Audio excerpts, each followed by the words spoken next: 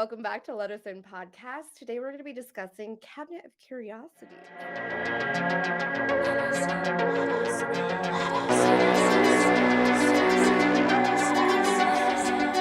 I'm Justine, aka JustineUFF. I'm Emma, aka Emma of the Impact. And I'm Crystal, aka Creepin and Spooky. What they're doing is they're releasing it over 4 days, starting on Friday, October 25th, and then it goes until Tuesday, October 28th, and it's part of the Netflix and Chills event. Ooh. I hate Netflix in a way. But anyway, like Oh, I get it. Oh, that's so funny.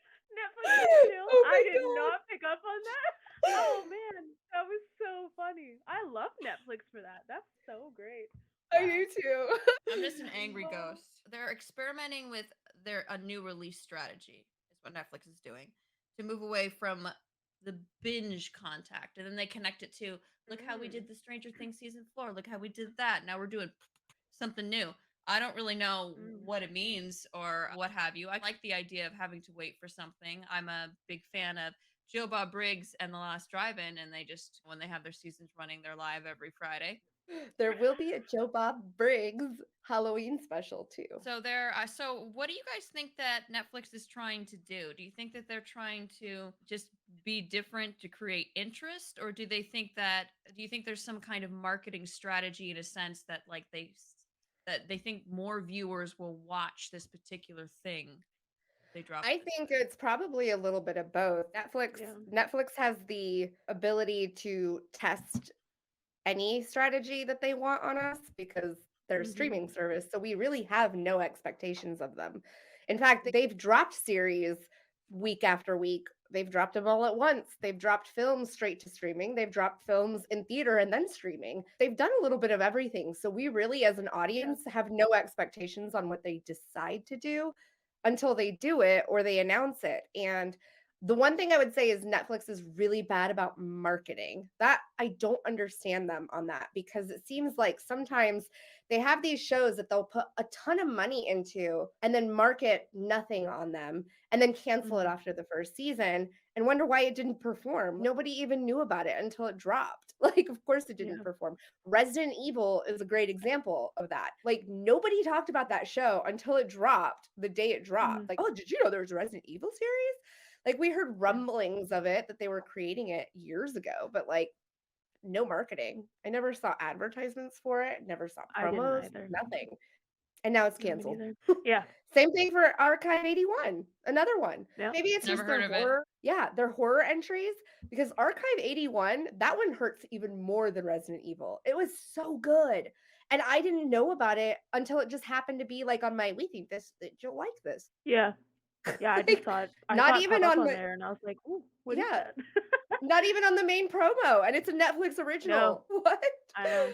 Yeah, and it got canceled too, and that sucks because I think people would have really liked that show. It had that cosmic horror vibe. It was really well done. Even had some like elements of found footage. It was good. Yeah, I enjoyed it.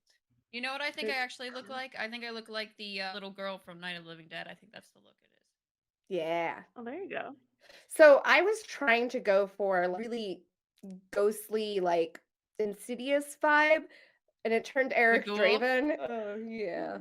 And Crystal, you look like you're straight out of Beetlejuice. So you look great. Straight up demon. I just crawled out of the ground.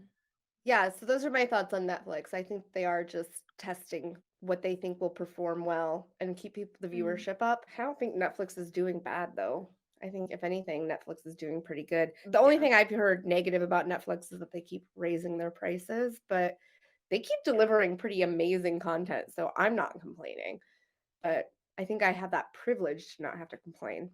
Yeah, I don't know. Do you guys want some history of anthology series? Yeah, do it. Yeah. So Cabinet of Curiosities is going to be an anthology series put out there and co-produced or produced by Guillermo Del Toro. And it has many directors. And he's written and directed 2 episodes. Yeah, so every episode is an anthology. It's not connected to the other episodes. They're all separate, and they're all by other directors, which we'll get into those directors shortly. But I'd love to hear about the history of anthologies, Emma. Yeah. It started in New England, kind of. One of the famous early horror anthologies or spooky anthologies is Twice Told Tales by Nathaniel Hawthorne in 1837, which inspired then Edgar Allan Poe, and the ball keeps rolling here. He did the Tales of the Grotesque, and I think that was published in 1839. Moving on from short stories, it began to happen on the radio. And the big thing was the Mercury Theatre on the Air, which was created by Orson Welles himself. That's the famous radio play that they did War of the Worlds, and people thought it was real and thought aliens were attacking Earth in New Jersey. So it's really funny. They started with a broadcast of Dracula, though. They went on from there, and it was Orson Welles and John Houseman that did that. Then in 59 is when Rod Serling wanted to make a lot of political commentary, but knew that, be sly about it, and did the Twilight Zone. Things like Outer Limits came out. Alfred Hitchcock Presents.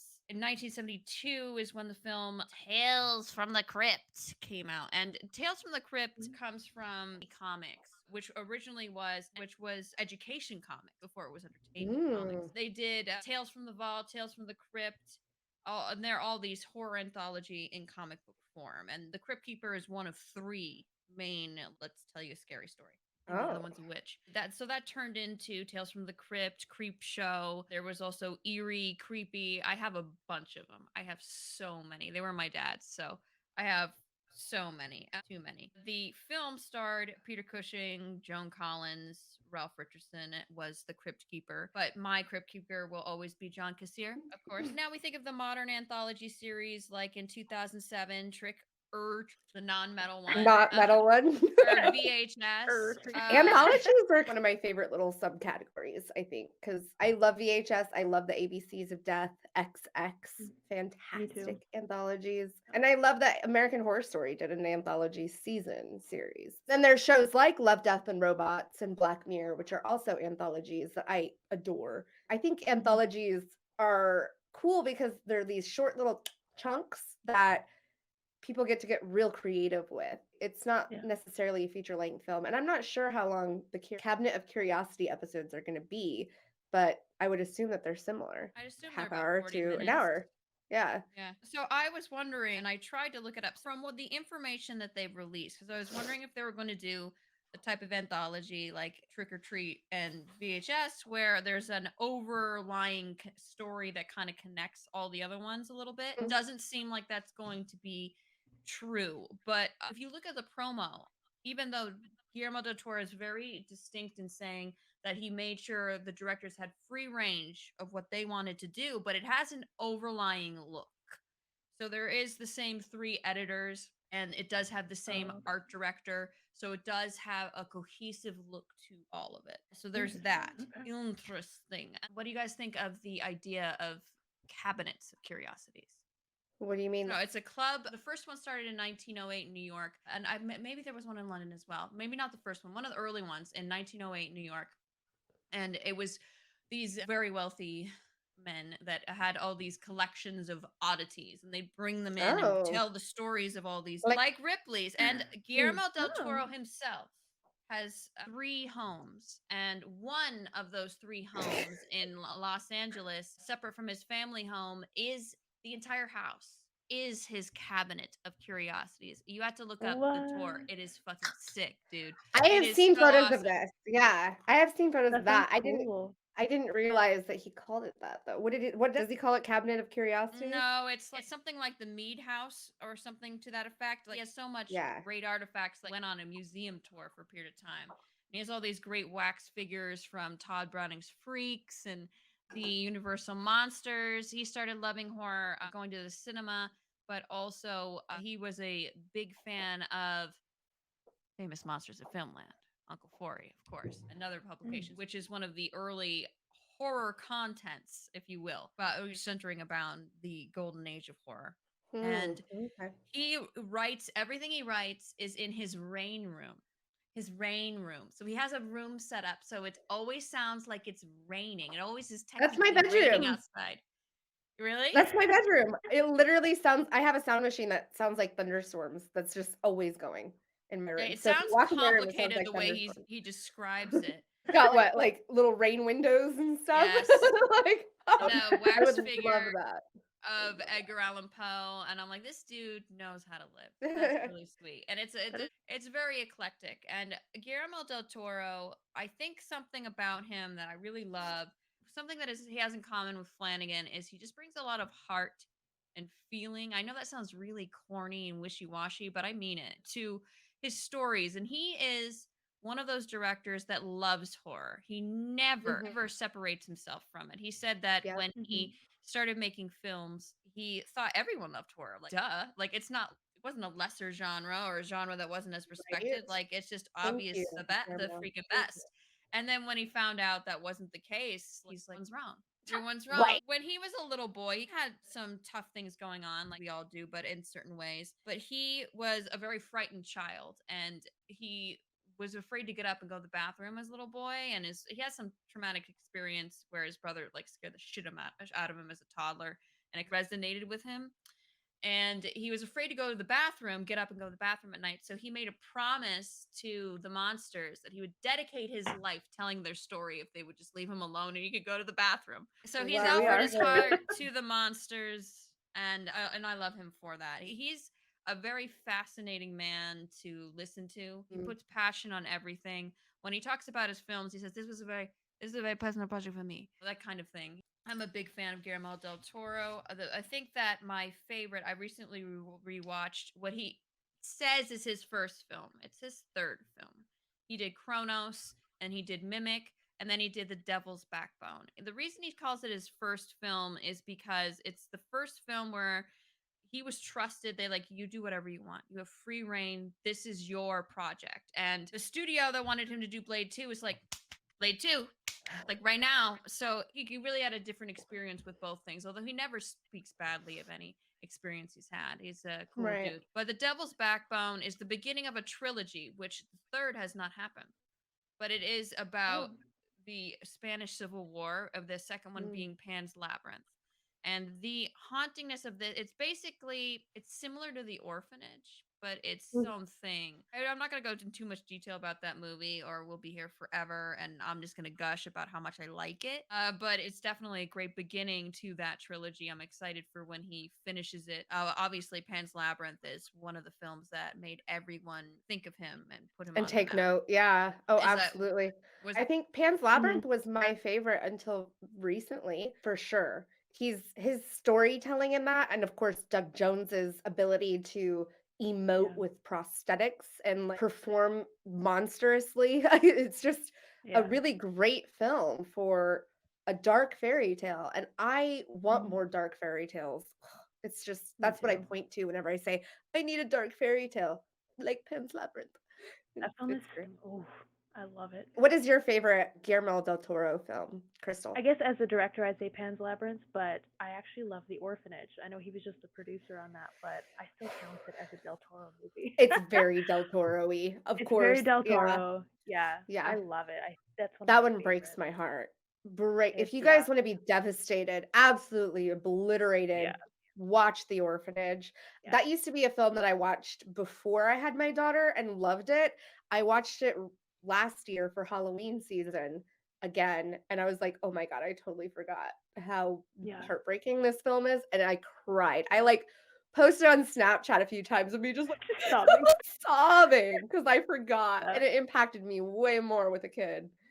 Yeah. Yeah, it would, for sure. Yeah. And so, Emma, your favorite is Devil's Backbone, right? It's hard. I'm not good at favorites, but I always have to ask you guys. Pan's Labyrinth is a better. He's definitely had more experience as a filmmaker when Pan's Labyrinth has come out.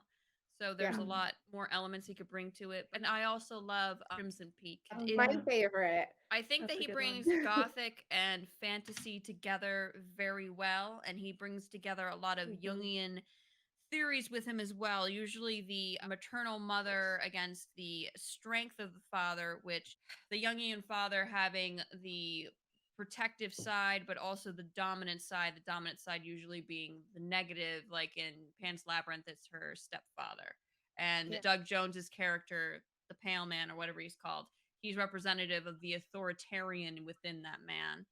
So I really think there's just there's just a lot of clear Jungian lines, and what made him get into movies was Laurence Olivier in Wuthering Heights. How romantic is that? And he said it was just so much gothic fantasy, and he just fell in love with the cinema there. I can see that a lot in Crimson Peak. I love Crimson Peak. That one's my favorite Guillermo del Toro. Not just because he got, again, another stellar cast. I think everybody acted their ass off in that film. But the set design, the story he wanted to tell with visuals, I feel like that was his film that he really went all out on color story. Typically, you see him do color stories. It's usually very monotoned when you're in his films. He likes to pick a certain color scale and stick to it. He does have multiple colors used in most of his films, but the amount of different colors he uses is very small. It's like The Shape of Water is very green, and ever so often you'll get hints of that red and that warmth during those moments of love.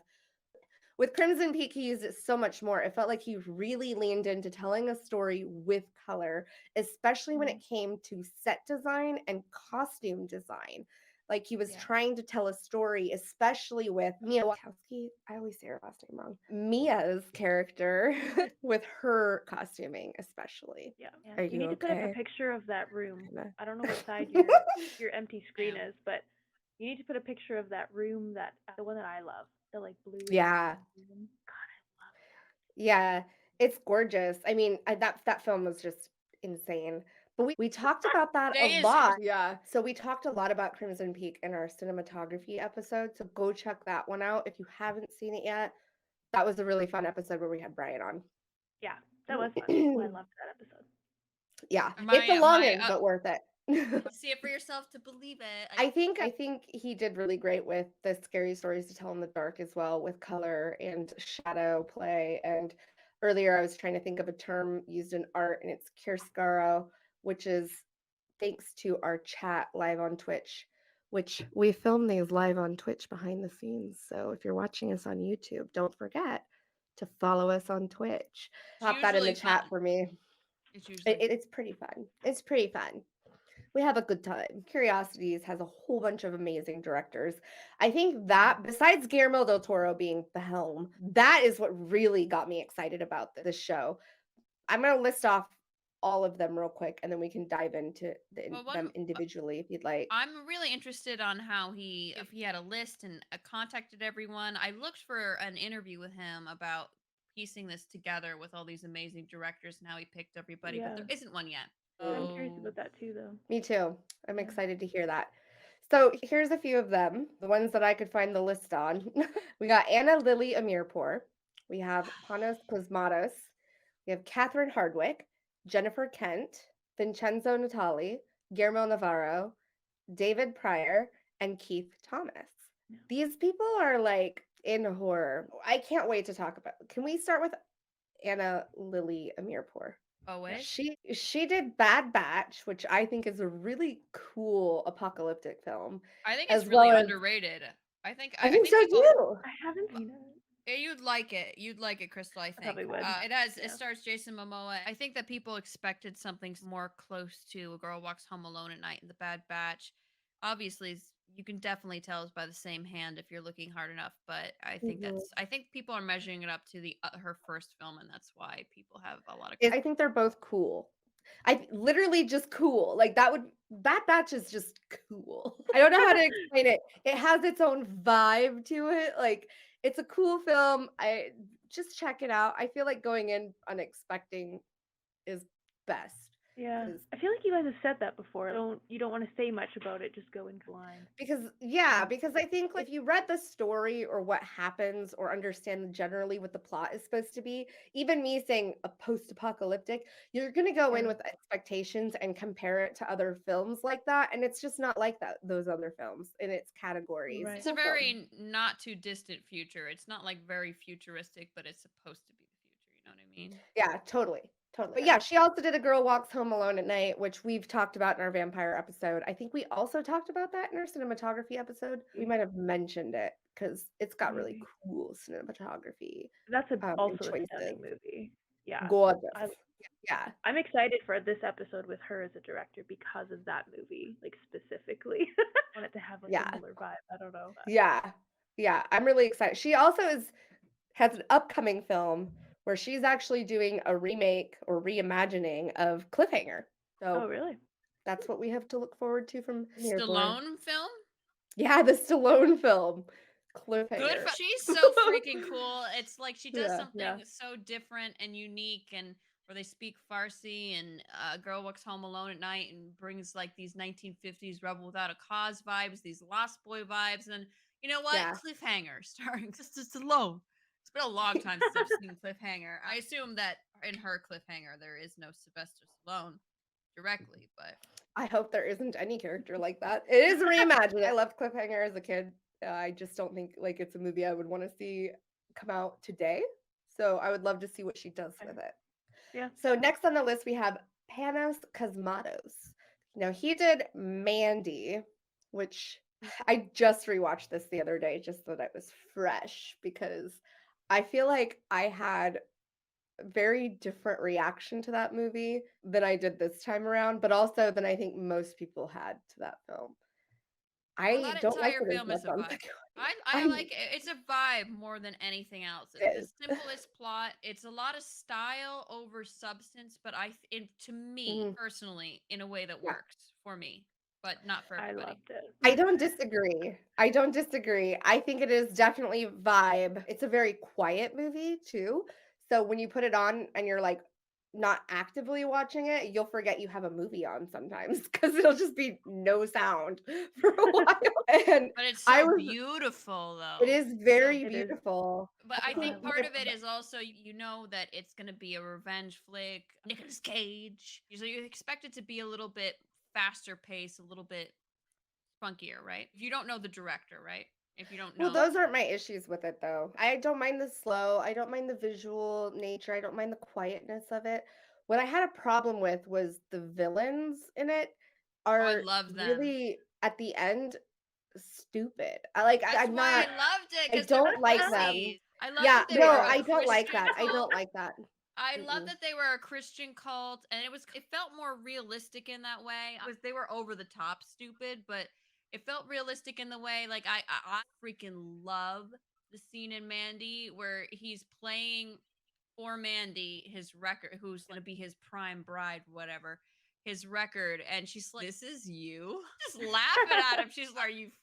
Oh, I like that part. I think that's great. I love that. It establishes that he's pathetic. I think I like films or storytellers, or whether they're true crime people like Last Podcast on the Left, or they take away from the scariness of cult leaders or serial killers. And like Jim Jones was a really goofy, stupid dude. He had charisma, yes, and he wasn't a complete idiot. He had enough to gather people around, but I like it when people take those type of people down. They weren't like this god tier badass or this charisma handsome guy that could get any girl into his car. They're just losers that really couldn't handle living life, and so they had these urges they acted on. So I always love when people take those kind of dudes down a peg, like that song that was trending on TikTok like 2 years ago. Like, Ted Bundy just really wasn't that very bright. He was just kind of something in white, all right? Whatever that was.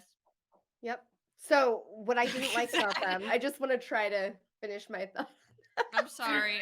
It's okay. So what I didn't like about them is with the whole film being like a vibe, it felt very serious. It felt very beautiful. It felt like everything was taken very seriously with the film. You got to this moment where, she makes fun of him. She challenges him and laughs at him, and he flips out, and he didn't expect that because nobody challenges him in his cult and they're all afraid of him. That part is good, but after that he's just really not intimidating. Like, how do these people follow him? I just don't buy it. But then at the end, like when he's like, "Oh, I'll suck your dick or something, whatever you want," begging for his life, it took me out of the film. The dialogue didn't match the film for me there. It just didn't feel, it felt like something that somebody who doesn't know how to write a script would write. I don't know. If I wanted it to be like real life dialogue, then that's what I guess real life dialogue would sound like in that moment. But that's not what I thought this movie was, watching a beautifully done, very artsy that's film fair. to have dialogue that's that simple. Yeah. So it took me out of it at the end. It just made these villains and her death feel really dumb, and I don't like that. I would Disagree, rather but have a villain be a little scarier. I understand your Yeah, point, I get what you're saying. but there's a lot of people that die by the hands of really fucking stupid Yeah, people, I and mean, I it's a get shame. It's that. most of the time. True. That's actually most of the time what happens, which is really Yeah, and I fucking get bad. that. I get that. I get that too. I What do you just think, don't want to Crystal? hear it in a film. I just think they could have jazzed up the dialogue a little bit better so that they come off stupid, but not that stupid. Like, felt cheap. I don't know. That's fair. That's just my thoughts. Yeah, I haven't watched it in a very long time, like years. I have not revisited it, but I just remember, yeah, the visual, like the imagery of the movie, I was obsessed with it. I loved it. I don't remember the dialogue, to be honest. It doesn't ring a bell for me as being good or bad, so can't comment on that, but I get what you're saying. I do. Yeah, I do like colors a lot. Reds and purples are so Yeah, pretty. our So, vibe. speaking of It's our elements vibe, in yeah. films, yeah, it is our vibe. Speaking of elements in films, what do you think Guillermo Del Toro says is the least important element in films when he makes a movie? Dialogue. Nope. Close. What? Plot. I don't know. Plot. Really? He said to him it's the least important part of a film for him when he makes his own movies. That's interesting because he's got really cool plots. I guess they're simple. They're simple plots. Sometimes they're borrowed plots. They're age-old plots. Yeah. So Panos Cosmatos actually has another film coming out soon with A24 called Nekrokosm. And it is going to be some sort delicious. of cosmic horror. Yeah. I think Mandy felt like a cosmic horror, even though it kind of wasn't. It had vibes, So for sure. I would love to see this. I think it's going to be great. Next on the list is Catherine Hardwicke. I actually just listened to a very long interview with her. You did? I did for today. So interesting. I don't know if you guys, anybody listens to, I don't regularly, but there are some really good interviews on there on Eli Roth's History of Horror podcast, which is basically just the uncut version of Eli Roth's History of Horror on Shudder. And a lot of these interviews aren't conducted exactly by Eli Roth, but by the producer. And this particular one was done by the producer, like most of them are. And I'm not dissing Eli at all. I will a little bit in a moment, but at this moment I'm not. Catherine Hardwicke, she has such a sexy voice. Not that's important, but I was just so blown away. She just has this very natural. Like it reminded me of that voice you're talking about, Justine, in our Into the Woods episode, like where it was just like the hippies, like, you want some yams? You want some yams that I put? She has that kind of voice, and there's something really charming about it. And she agrees with what a lot of people say is that her film 13, starring Evan Rachel Wood, is way more of a horror movie than Twilight is. She talked about Twilight mostly in that interview, which I'm not for or against Twilight. I feel neutral. I think it's fun that it's camp, but it doesn't register with me. But again, I understand the appeal. She did the first Twilight film, and it's an allegory for your first love. There's an interview with it's Eli Roth, Judd Nicotero, and Rob Zombie. And there's a long period of time where it's mostly Eli Roth and Rob Zombie. There's like at a table. And if you watch History of Horror, you see clips of that. But the whole thing is on the podcast. And they bash Twilight so freaking hard. They're like, it's not a horror movie. Vampires don't sparkle. And then they had her on for an interview. It's like, they sound just like their fans. They're real hardcore fans. Yeah. I just think, boys, let's just grow up. Let's just grow up, boys. Let's grow up. Vampires don't sparkle. Vampires don't exist, bro. They can do whatever. Twilight doesn't register with me. It registers with a lot of freaking people. And it was interesting to listen to her talk about it because when she was making Twilight, they told her, okay, your movie's not going to make a lot of money. We're not going to give you a ton of money because this is a chick written book for chicks. And the last chick written book for chicks that made a lot of money was The Sisterhood of the Traveling Pants. And that made a shit ton of money, didn't it? Oh, yeah. Like a shit ton of money. So they're like, you're not going to make Sisterhood of the Traveling Pants money. And she made even more than that. But I think that there's something to say about the audience that it registers with, which I think is just slightly younger millennials more. Like it's still millennials, but slightly younger. I really admire her working with she really talks about all the details she did to get the atmosphere. She did a lot of photography around the wherever you what do you call it, Justine, where you are? It's like the northern Pacific Northwest. That's what it is. And she wanted it to be like Planet Earth, like that documentary Planet Earth, and get that foggy atmosphere, and that's why you can't see them sparkle. The reason why I don't like when people make fun of Twilight is because it's such an easy target and it feels really cheap. Oh, you don't have anything creative to say, so you just make Twilight jokes. That's what it feels like to me. So I was really surprised when I heard low-hanging fruit. Low-hanging fruit. And you know why yuck For a someone very down? successful franchise. Like A more you can successful not than like it and talk shit about it, but you can't say it's bad or unsuccessful because that shit made a lot of money. A lot of people still love it. Way more than Huge anything Eli fandom. Roth or Rob Zombie have done. Just It made the saying. books even more popular than they were before. Like I'd never even heard of the Twilight books before Twilight, and I was reading vampire books. Yeah, never heard of it.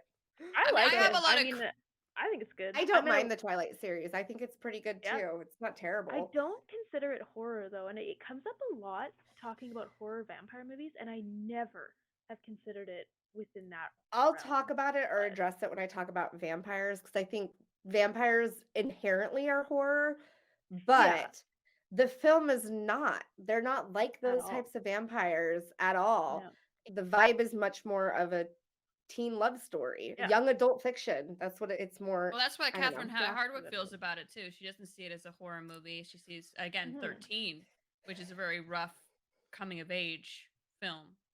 13 changed my life because that was my 13.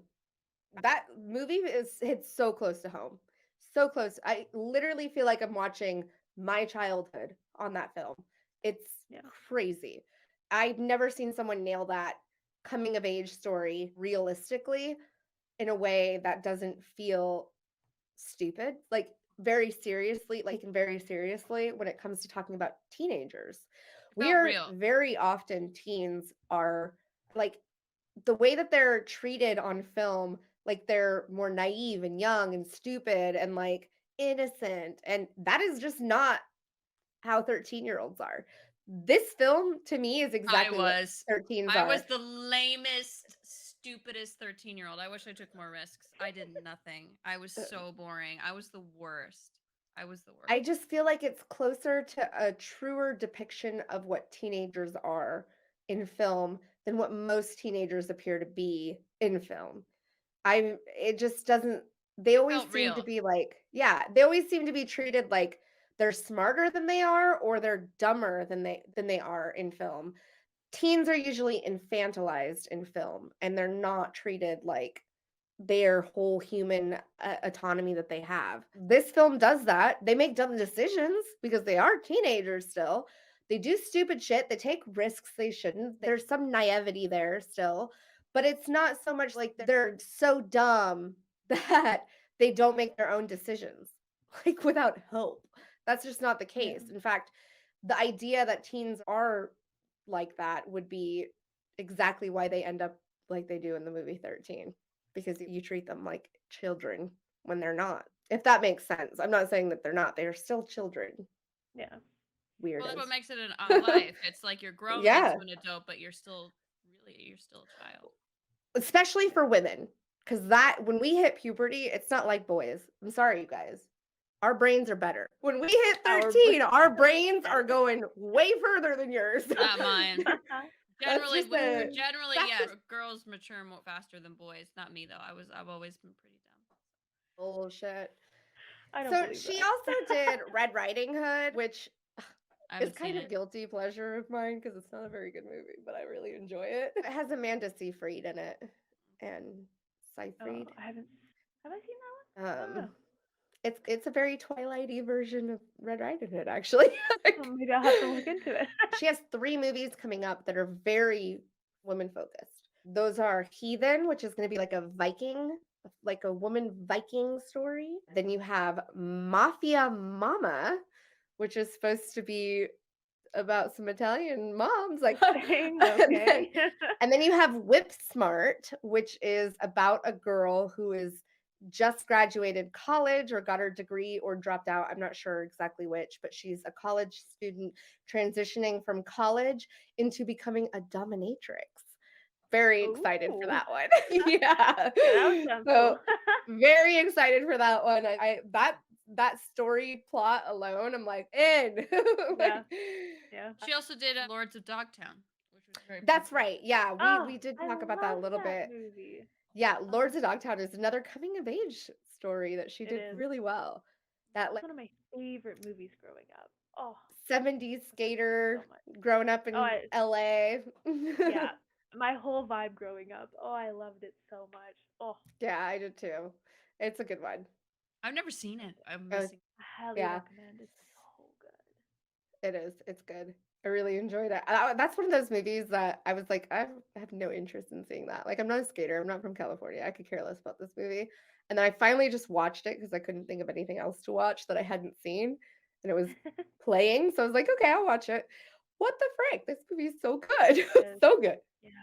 I was a skater growing up, like all through high school. So I watched that movie like every weekend. For sure. So Crystal, you were a skater girl? I was a skater girl. She's sexy. Yeah, and then I fell and broke my chin, and that was the end of my career. Enough for her. Pretty face back. So next on the list is Jennifer Kent. Love her. Yeah. So Jennifer Kent, of course, did The Babadook and Nightingale. And Nightingale was too hard for me. Even Abe Lincoln starring in that too, from The Walking Dead. Isn't that his name? Andrew Lincoln? Andrew Lincoln, whatever. Yeah. Whatever. No, I'm sorry. He's in something. He's in the Priors thing, which we'll get to later. He did The Empty Man. Different thing. My things led together. I can't see very well. So she did The Babadook, which I thought was such a good directorial debut to get famous for. I don't know. Oh. I just know that's the first I heard or saw. I think that's the most well-known film that she's done. Yeah. Probably. I know you don't really like it because of the kid, right? The screaming kid. Yeah, I can't do screaming children. So, yeah. I can't either. It's really difficult, but I think that's like the point. She wants you to, of course, it's the point. She wants you to relate to the mom and feel bad and understand her more, and it makes sense. I think the Babadook design is so cool. The like storybook black and white character that's like coming out of the shadows. I thought he was really freaky. You don't think so? No, I think that the problem with the Babadook, not the problem with the movie itself, is that by the time I had seen it, I had heard so many people hated it and so many people loved it.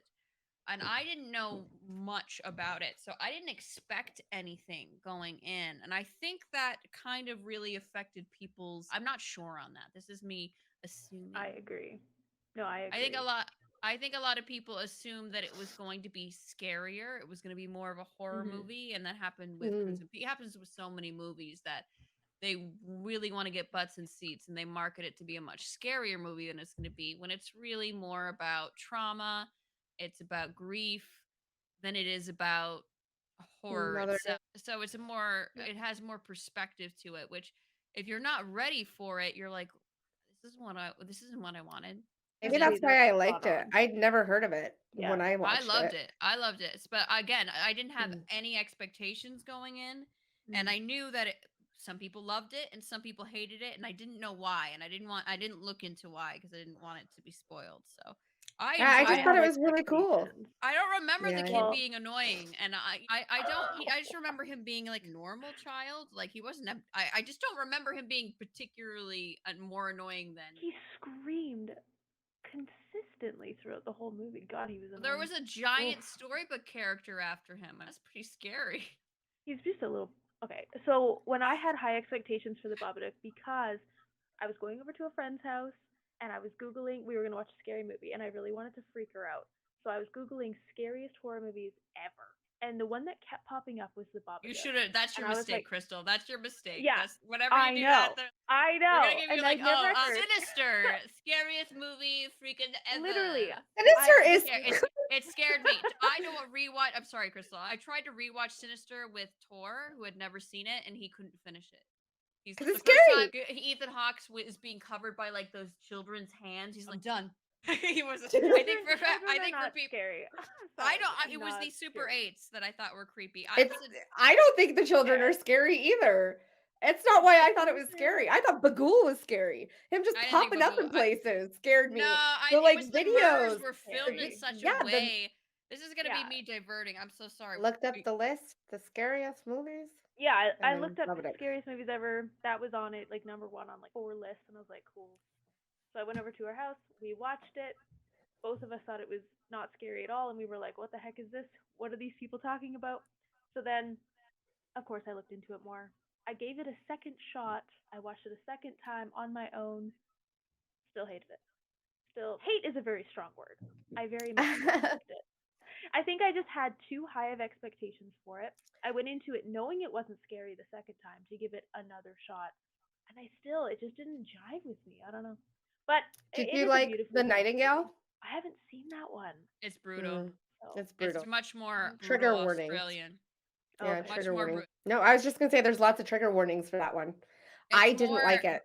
I liked No, it. okay. It's more akin with Australian horror. I didn't finish The Nightingale because it got to a point where I was like, something bad's about to happen to someone in there. And I'm like, I don't know if I can watch this movie. I looked it up on Does the Dog Die? And my triggers were confirmed. So I stopped watching it. Completely understood. I liked it a lot, and it was very well done. And I won't go into it too much, but definitely, if you haven't seen The Nightingale, I definitely would go look on doesthedogdog.com, which I only recently went onto that website in the past, probably over a year. I always thought it was just them saying if animals died, but it really goes into really detailed. It's a self-reported site. Yeah, so people can self-report like triggers in there, and you can look up to like your specific triggers if you want, so you're not spoiling the movie. But if you really don't want to watch a movie that has like, for me, I don't like it when children or infants die to a degree. It's fine if like a kid dies, but it's off screen, or we're dealing with child death as a grief thing that had happened. I don't mind, but if I have to watch a child die, or it's almost pretty much on screen, or happens in a very brutal way, I can't watch it. She also has a film coming up, which is going to be a sapphic romance turned obsessed thriller, which I'm pretty excited about. So it's called Alice and Frida Forever. And I guess this is about two girls who fall in love, and they're very romantic, and some events occur that everything goes bad. And then one of them does not want to leave the other. It becomes like an obsessed thriller. I love obsession stuff. Ooh, Me too. Cool. Me too. Crush and swim fan. I love it. Stalkers. Yeah. Oh, give it to me. I did like a whole like TikTok video to that song, and I will never let you go, or something like that. You know what I'm talking about? No, I'm never ever letting you go. It was like this, a whole bunch of those obsessed horrors. What's that 1 hour photo? That's another obsessed horror. That's a good one. Yeah, that's really good. Yeah. So that's her film that's upcoming. Next is Vincenzo Natali, which he hasn't done a lot in recent years. The last I think he did was In the Tall Grass for Netflix. Okay. But he did Cube also. I love So- Cube. Yeah. People Cube is trash talk good. Cube all the time, but I like Cube a lot. I love it. I like Cube. I love Cube too. He also did Splice, which I don't like as much. I did not haven't seen that one like that. either. That got real weird. Real cringy, real weird, real cringy. Ew. Like daughter, daddy, weird stuff. Like actually, Yeah. was Okay. not Like a fan. Frankenstein's monster was a daughter instead that you created. Fell Grew in up love really with you fast, and had fell in love sex with you, her, like, and then not turned into a boy fan. and raped your other girlfriend. Yeah, not a fan on that one. Okay, great. It's rough. All right. I don't know how they got Adrian Brody and what's her face to do that movie. Yeah. So he has one that I am super, super excited about. No, he's going to be doing a film starring Alexander Skarsgard. We love our Skarsgards, right? My and it's an favorite is Papa adaptation. Skarsgård, just in case anybody had any freaking doubts. Papa Skarsgård's my favorite. So That's not a joke, sadly. He's going to be playing Ulysses in a modern, futuristic adaptation of the Odysseus mythology, and it's called Ulysses 31, and it's based off of the anime of the same name. So that's his upcoming film. Doesn't sound like it. It sounds interesting, but when I really think about how those films turn out in this era, I'm like, probably not for me. Yeah, I won't rush to watch it, maybe, but. Yeah, I think I'll be excited. I'm excited for it. I'm excited for it because it's got Alexander Skarsgård. It's like Odysseus in space or the Odyssey in space. And he did Cube really well, and that's very futuristic and love Cube. Yeah, got that vibe. Yeah, so I'm Cube hoping looks good. he keeps it small like that. Yeah, in the tall grass though. I liked it. Oh, I loved it. I didn't love it. It wasn't horrific, but I did. It was a passes the time sort of film, right? Yeah, I liked it. I thought it was surprisingly good. I was still at the point where I wasn't quite expecting the world from Netflix originals still, not for movies. I was still in that vibe where I was like, at the time, like my expectations for whatever they were gonna shove out at us wasn't as high for film.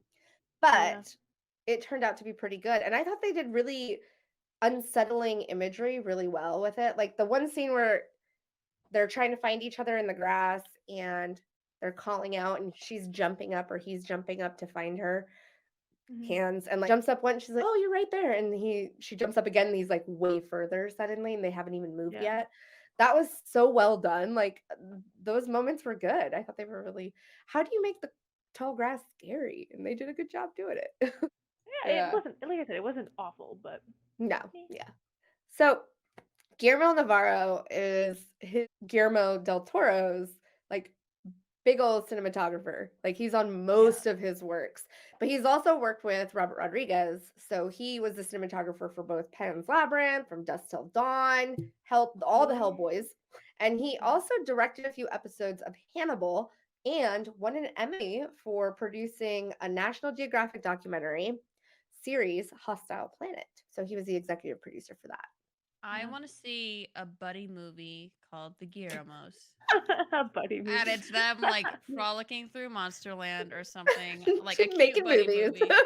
I want to see The Guillermos being a cute buddy movie so bad. That sounds adorable to me. If he's his cinematographer that he uses over and over again, I'm talking like even Kronos to all of them way back. All the way up until I think he was used on The Shape of Water as well. So he's done a lot of films with him, and the consistency there for the cinematography alone makes me think that this man knows what he's doing. And I'm excited to see what he delivers as a director. He did Hannibal, and Hannibal, gorgeous. So gorgeous. I still need to see that. It keeps coming up. Hannibal. That show's so good. I don't think I'd like it, even though it's very gay. It seems like not. I don't know. What are your hang-ups about it? Because it's beautifully done. I think you would like it too. I don't know why. It's just one of those things. David Pryor. The Empty Man. What did which you I really liked. I really liked it. I thought it was really cool. I thought it was. Like there are some things that are deeply flawed about The Empty Man. In general, I thought it was a good film, and I think that it was extremely ambitious.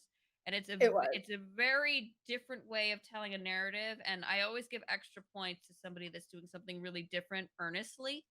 It was a very earnest attempt. It wasn't just doing it to make a twist or doing it to be different. It was very calculated. And even though it didn't turn out exactly the way I would have liked to have seen it turn out, it wasn't that the end was bad. It's not the ending. It's just certain links didn't link together as much as I thought they could have. But in general, I think considering how ambitious that movie was, I think Pryor did really well. I would have liked more cosmic horror parts to it. I don't think it had enough of that. And because that had a really cool opening scene. Was it the opening scene with the hikers and the like thing with the hands and stuff in the cave? Do you remember that part? Since I've seen it. It's been a while. But it had like weird like alien looking thing with his fingers all like in this cave that like convinced these people to like, kill each other and jump off into the cave or whatever. Yeah, is this the one where it's like snowy and then they kill each other and then it like goes ahead in time? Yeah, same one. So they introduce this really cool looking thing, and then there's no other cosmic looking ties to that again, really. It's all implied after that mostly, or it's more ghostly imagery and kind of what you would get from something like Insidious or Sinister. And my issue with it was I wanted more cult, I wanted more cosmic, I wanted it Emma's so creepy with Ew, that makeup. Emma, that actually really creeps me out. Like, that's scarier than the Babadook combined. Oh my god. That's a horror movie right there, Emma. Ew. So that's I'm trying my best. That's what I wanted more of in the film. Yeah. Crystal, what did you not like about it? To be honest, it's again been a while, but again, I had too high of expectations because I kept hearing that this was really scary, really good, and then I was, oh, it didn't That's so quite live funny. up to what I was expecting. That I happened to heard me nothing a about the lot. movie. I literally I found think it. I Crystal thought is it the was film I another bro of the didn't movie. see it when it came out. I Of didn't the watch it two when it of came us out. that have film bro Yeah. tendencies, Crystal and I, Crystal is the film bro of the night, I think. Yeah, I agree. Really? I feel like I'm I'm hating on joking. everything. You're like, I feel Sinister's like not that good. In the Tall Grass, not that good. Yeah, actually, I right. literally heard nothing about this movie. It was one of those. It was a COVID movie. It didn't. It went straight to what, HBO Max or something. I don't remember. And it didn't go to the theater or anything. I thought it was the Bye Bye Man. I was like Yeah. mixing it up with the Me Bye too. Bye Man What? because It's just the it's called name. the Empty Man. I literally Yeah. was like, is that? Did I What? watch this already? Is this the Bye Bye Man? And then I was thinking maybe I was mixing up Bye Bye Man. I was pushing Bye Bye Man and Slender Man together into one movie. Bye Bye And I was Man. like, That's a I've bad already seen movie. this. I've already seen this That's movie, bad so I'm too. just not going to watch it. So I didn't watch it for a long time. And then finally I was like, maybe I didn't see this movie because I started, it did that like autoplay thing on my screen where it shows like some of the clips and stuff for the trailer. And I'm like, no, I've never seen this. So I'm going to watch this. I had no expectations. No one ever talked to me about it. Like anytime people probably did talk about it, I probably thought they were talking about Bye Bye. I just kind of disregarded whatever they were saying. I loved it. I thought it was Honestly. really cool. Oh, the See, I scene where he didn't- like walks up to the cult, like they're all out there and like doing stuff and he's like watching them and then he like goes then to they walk chase away them? and yeah, and he steps on a Yeah. twig and they all just kind of That part I liked because I Oh, it's love so when good. things run at people in horror movies. I loved that part. Me too. And they were so I loved timed, that. like all at once. Yeah. Like, oh, Yeah. it was so That part was scary. really good. But It was I had, like- upsetting when they found the bodies under the bridge too. That was rough. I liked it. Yeah, that was a good scene too. wait, is this the But one that's that what I'm has like getting the at. Like, bottle that they blow in? Or is yeah, that and they the blow fun? in the bottle and stuff. Yeah. See, I thought that was cheesy. I think that's what put me off of the movie was the bottle blowing. I think. So don't know. what's really, yeah, I wish there was just a few things that I would change about it that would have made the movie really great.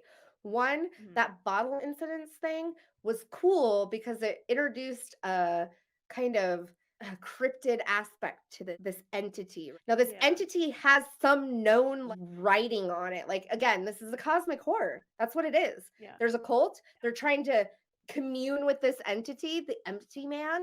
There's a myth about it, like a mythos. There's a, what is that term called? Where you have like a story, like a old wives' tale almost. There's Urban like this legend. folk tale. That's what it is. There's a folk tale about this empty man, and kids get to play about it on a bridge. But the problem is, it's actually real. And when they do that, they actually commune with it. And it's like they're sacrifices almost.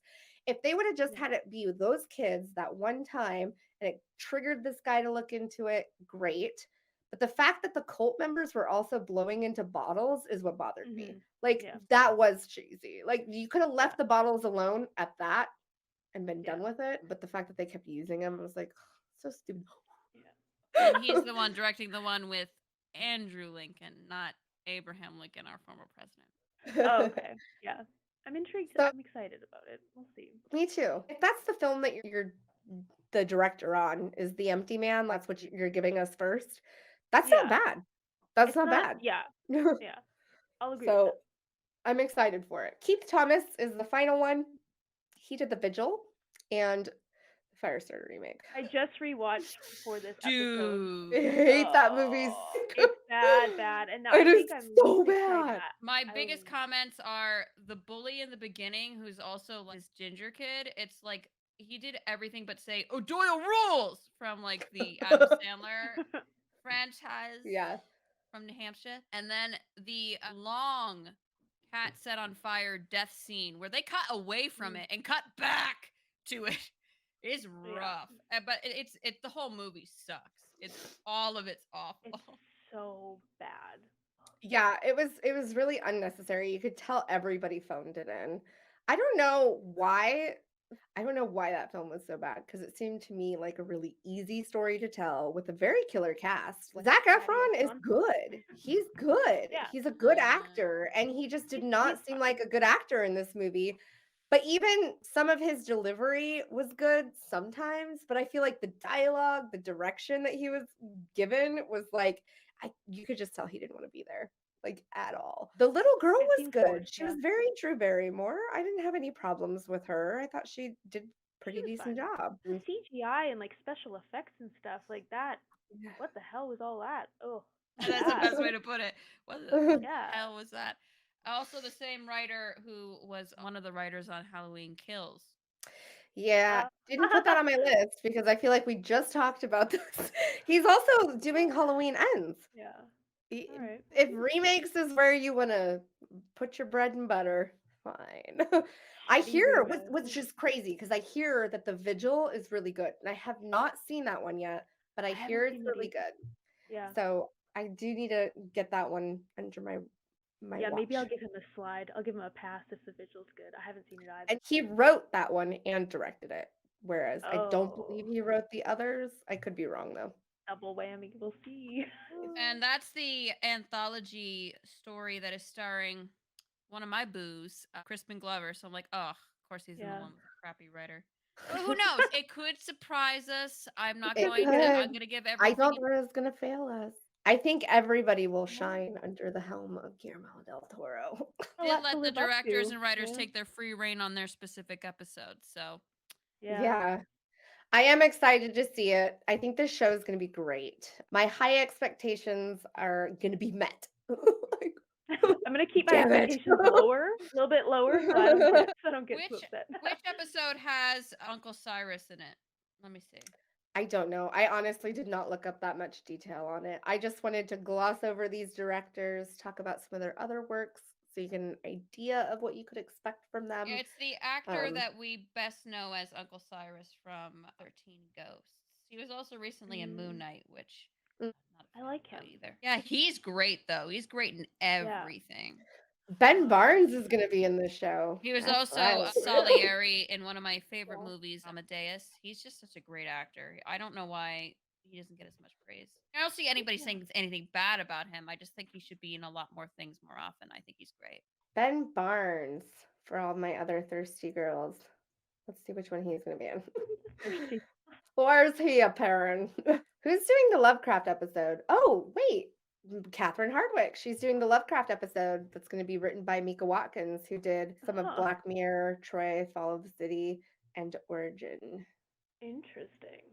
Rupert Grint from Harry Potter will be in that one. And so will Ismael Cruz Cordova from Lord of the Rings. F. Murray Abraham is the correct answer. Thank you. Where is it? Ben Barnes. Oh, here we go. Oh, Keith Thomas. That one. It's going to include Ben Barnes and Crispin Glover. So both our babies are in the same. Who's Ken Barnes? Okay. Ben Barnes. Ben Barnes. He played Prince Caspian in the Golden Compass movies. I haven't seen it. But he was also in Shadow and Bone, which was the recent Netflix series. He was the Darkling. I haven't seen that either. And he was in Seventh Son, which is a terrible movie, but he was very hot. So he sounds far less important than Crispin Glover. He was in Westworld, first season of Westworld. Who was he in that? And he was in The Punisher. I haven't seen that. Westworld, he was the rich friend who we followed in the beginning. I don't remember that. So the hot one that Buddy there, and it turned out that his buddy was the younger version of. Anyways, okay. No surprise, I'm Team Crispin on that one. Not that I so mean his episode. They're part of the same team. They're the same episode. His episode is Pickman's Model, and it's written by Lee Pedersen, who did Curve and The Colony. I'm intrigued. I will definitely watch the show. So, thank you guys for joining us. We look forward to talking about cannibalism soon. Thanks, guys. So, we do have a Cryptids episode coming up soon. Thank you guys for joining us. Until next time. Bye-bye.